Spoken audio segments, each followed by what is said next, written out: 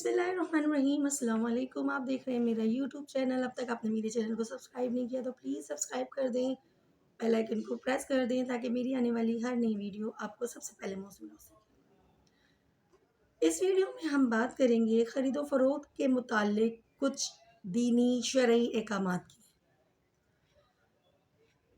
پھلوں کی فصل تیاری سے پہلے نہ بیچی نہ خریدی جائے۔ حضرت عبداللہ بن عمر رضی اللہ عنہ سے روایت ہے کہ رسول اکرم صلی اللہ علیہ وسلم نے منع فرمایا پھلوں کی بیع سے اس وقت تک کہ ان میں پختگی آ جائے۔ آپ صلی اللہ علیہ وآلہ وسلم نے بیچنے والوں کو بھی منع فرمایا اور خریدنے والوں کو بھی۔ صحیح بخاری اور صحیح مسلم۔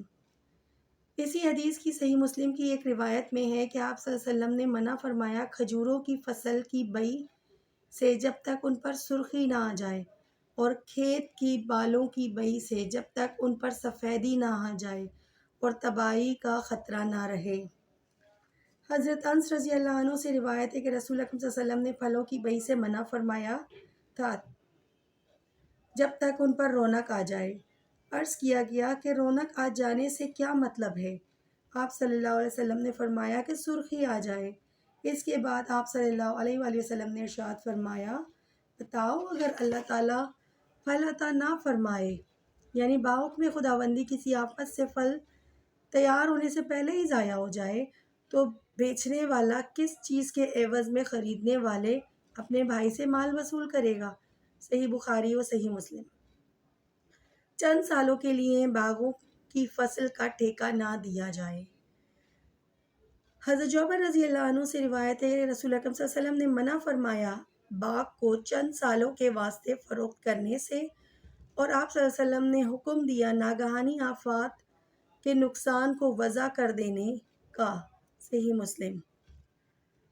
باغ کی فصل کئی سالوں کے لیے فروخت کرنے سے اس لیے منع فرمایا گیا ہے کہ معلوم نہیں کہ پھل آئے گا بھی یا نہیں، اور باقی رہے گا یا خدا نخواستہ کسی ناگہانی حادثے کا شکار ہو جائے گا۔ ایسی صورت میں بیچارے خریدار کو سخت نقصان پہنچے گا اور وہ قیمت ادا نہ کرنا چاہے گا، جس سے نزاع اور جھگڑا پیدا ہوگا، جو 100 خرابیوں کی جڑ ہے۔ جو چیز فی الحال آپ کے پاس نہ ہو اس کی بیع نہ کی جائے، یعنی اسے فروخت نہ کیا جائے۔ کاروباری دنیا میں حضور اکرم صلی اللہ علیہ وسلم کے زمانے میں بھی ہوتا تھا اور ہمارے زمانے میں بھی ہوتا ہے کہ تاجر کے پاس ایک چیز موجود نہیں ہے، لیکن اس کے طالب خریدار سے وہ اس کا سودا اس امید پہ کر لیتا ہے کہ میں کہیں سے خرید کر اس کو دے دوں گا۔ رسول اکرم صلی اللہ علیہ وسلم نے اس طرح کی بیع سے منع فرمایا ہے، کیونکہ اس کا امکان ہے کہ وہ چیز فراہم نہ ہو سکے یا فراہم ہو جائے مگر خریدار اس کو پسند نہ کرے۔ اس صورت میں فریقین میں جھگڑا ہو سکتا ہے۔ حضرت حکیم بن حزام رضی اللہ عنہ سے روایت ہے رسول اکرم صلی اللہ علیہ وسلم نے مجھے اس سے منع فرمایا کہ جو چیز میرے پاس موجود نہیں میں اس کی بیع فروخت کا کسی سے معاملہ کروں۔ اگر غلہ وغیرہ خریدا جائے تو اٹھا لینے سے پہلے اس کو فروخت نہ کیا جائے۔ حضرت عبداللہ بن عمر رضی اللہ عنہ سے روایت ہے رسول اکرم صلی اللہ علیہ وسلم نے ارشاد فرمایا، جو شخص غلہ وغیرہ خریدے تو جب تک اس کو اپنے قبضے میں نہ لے لے اس وقت تک کسی دوسرے کے ہاتھ فروخت نہ کرے۔ صحیح بخاری اور صحیح مسلم۔ اس حکم کا مقصد بھی یہی ہے کہ کوئی جھگڑا پیدا نہ ہو۔ مضطر سخت ضرورت مند سے خرید و فروخت کی ممانعت۔ بعض اوقات آدمی فکر و فاقہ یا کسی حادثے کی وجہ سے یا کسی ناگہانی پریشانی میں گھر جانے کی وجہ سے اپنی کوئی چیز بیچنے کے لیے یا کھانا وغیرہ کوئی چیز خریدنے کے لیے سخت مجبور اور مضطر ہوتا ہے۔ ایسے وقت بے درد تاجر اس شخص کی مجبوری اور اضطراری حالت سے ناجائز فائدہ اٹھاتے ہیں۔ اس کی سخت ممانعت فرمائی گئی ہے۔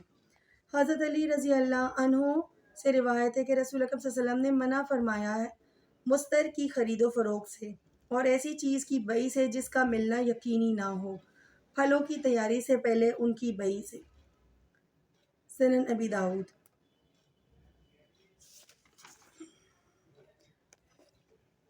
فروخت ہونے والی چیز کا عیب چھپانے کی سخت ممانعت اور وعید۔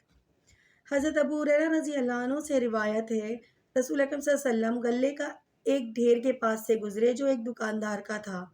آپ صلی اللہ علیہ وآلہ وسلم نے اپنا ہاتھ اس ڈھیر کے اندر داخل کیا تو آپ صلی اللہ علیہ وسلم کی انگلیوں نے گیلا پن محسوس کیا۔ آپ صلی اللہ علیہ وسلم نے اس غلہ فروش دکاندار سے فرمایا، تمہارے ڈھیر کے اندر یہ تری گیلی کیسی ہے؟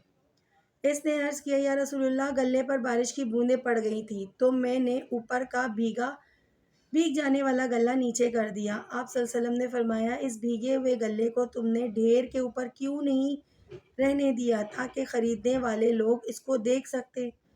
سن لو، جو آدمی دھوکے بازی کرے وہ ہم میں سے نہیں ہے۔ صحیح مسلم۔ حضرت واصلہ بن الاسقا سے روایت ہے کہ نبی کریم صلی اللہ علیہ وآلہ وسلم نے ارشاد فرمایا، جس شخص نے کوئی عیب والی چیز کسی کے ہاتھ فروخت کی اور خریدار کو وہ عیب بتلایا نہیں تو اس پر ہمیشہ کا عذاب رہے گا، یا آپ صلی اللہ علیہ وسلم نے یہ فرمایا کہ اللہ کے فرشتے ہمیشہ اس پر لعنت کرتے رہیں گے۔ سنن ابن ماجہ۔ خرید و فروخت کے متعلق جو احکامات احادیث کی روشنی میں آپ کے سامنے بیان کر رہی ہوں، اس کی مزید تفصیلات ہم آنے والی اگلی ویڈیو میں اس کے اوپر بات کریں گے۔ اپنی خاص دعاؤں میں مجھے بھی یاد رکھیے گا۔ اللہ حافظ۔